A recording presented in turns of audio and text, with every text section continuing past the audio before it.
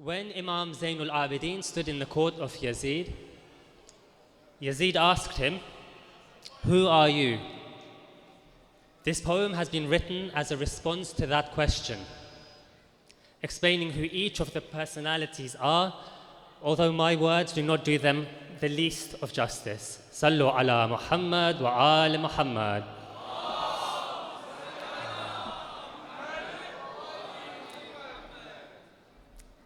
Bismillahir Rahmanir Rahim. He wears a crown of sharp thorns, draped in tattered clothes that are half torn, but speaks with a voice that makes our hearts warm. He is the one who made prayer an art form, until dry skin on the 7 parts formed. He may be in chains, but his mind is free. You may be in rain, but your time will cease. Your kingdom is all in vain, you won't find peace, for this captive will captivate you. Walking him past his dead will only exacerbate you. Each shackled step and each cackle let him calibrate to, expose every lie you fabricate to.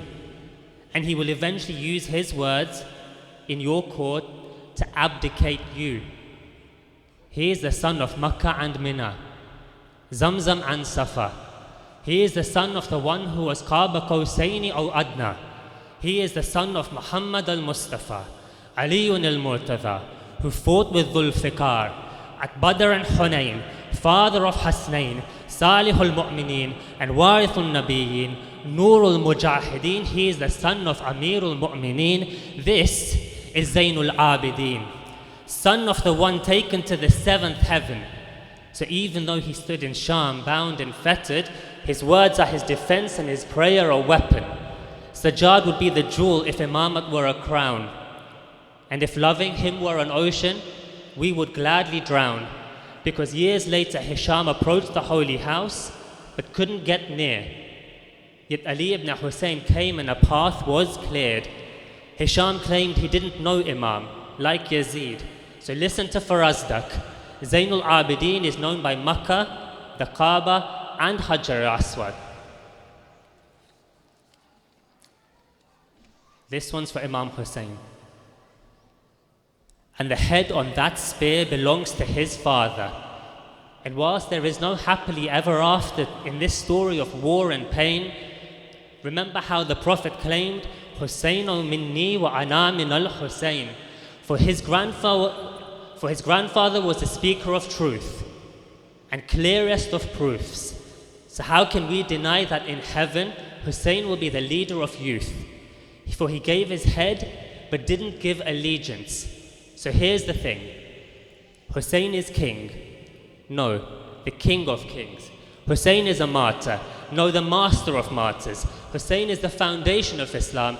No, Hussain is Islam, and the flag of Abbas, and the green dome of Rasul, and the veil of Zainab, for none would exist today without his patience. So congratulations to every nation on the birth of the Ark of Salvation and the Lantern of Guidance, a man turned lion who'd eventually frighten tyrants, words like diamonds. Hussain is poetry, yet for a decade he was quiet, knowing that all rhythms are half silence. Now look at his severed head and know that Hussain breaks the rule of cause and effect. For it's wajib to pray qasr whilst traveling, except under the dome of Hussain. Haram to show excessive grief, except for the tragedy of Hussain. Haram to put yourself in harm's way, except for the ziyarat of Hussain. Haram to eat mud, except for the soil of Hussain, for there's a cure within this holy dirt. Know that Hussain is greater in heaven than he is on earth. If only we could comprehend his worth. He was the last into the cloak, but the first to sacrifice. A prince in this world and a master of paradise. So when you hear his pain, listen closely. Let your tears flow free. There's redemption in each drop most surely, and Shafa'ah will be our trophy. Yes, he was headless. 100 hoofs left his chest pressed. But look now, there's 1,000,000 red chests. Because in the end, Hussain is our oxygen and we're breathless. And who is that head that dangles from the horse's neck? Narrations report that Abal Fadhl's head was the only one that wasn't up on a spear. And whose is that head that dangles from the horse's neck? His corpse is wrecked, but his dome is blessed. For the truth is like a lion. You don't have to defend it. Let it loose and it'll defend itself. No guts, no glory. No legend, no story. A lion doesn't have to brag about being a lion. It just is. A lion doesn't have to brag about being a lion. It just is. Abbas split an army hell-bent on injustice, like Moses parted the Red Sea. But Abbas had no staff, just a flag and a bag and a look so deadly. He was an eagle, and they were all sparrows, killed. By the end, his body was arrow-filled, but still riding. This lion was loyal to his pride, and it was the shadow of Imam he'd reside in. Abbas followed Hussain everywhere he went, step after step. The two brothers stayed together in life and were united in death. Let me tell you again, for the moon of Hashemites followed the son of Zahra like day after night, orbiting Hussain joyfully, protecting him loyally. If he is the king of martyrs, then Abal Fadhl must be royalty. You know Fitras descended, asked Hussain to restore his wings. Yet Abbas ascended, having gladly given his limbs.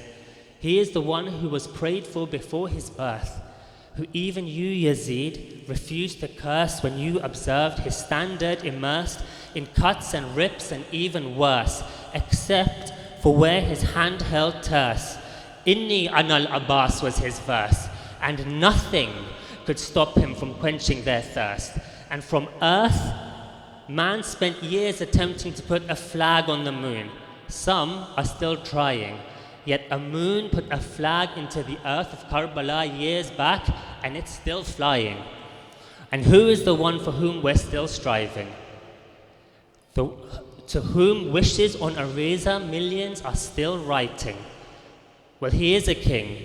The 11th spring of Kotha, he has his grandfather's name. From the first to the last is each one exactly the same, since the blood of Muhammad rushes deep through their veins. The blood of Muhammad rushes deep through their veins. This one is for the one who has the patience of Hassan, the courage of Hussain, the devotion of Sajjad, the wisdom of Baqir, the knowledge of Sadiq, the restraint of Kazim, justice of Rida, kindness of Taqi, insight of Naki, and faith of Askari. This is for the awaited one, a sun behind the clouds who shines bright, patiently waiting until the time's right, to bathe the world in divine light. This is for you, the Mahdi, Al-Qaim, our Savior. The only sound that you hear is our voice calling Labayka ya Mehdi in your ear. Labayka ya Mehdi. Labayka ya Mehdi. لبيك يا مهدي صلوا على محمد وآل محمد.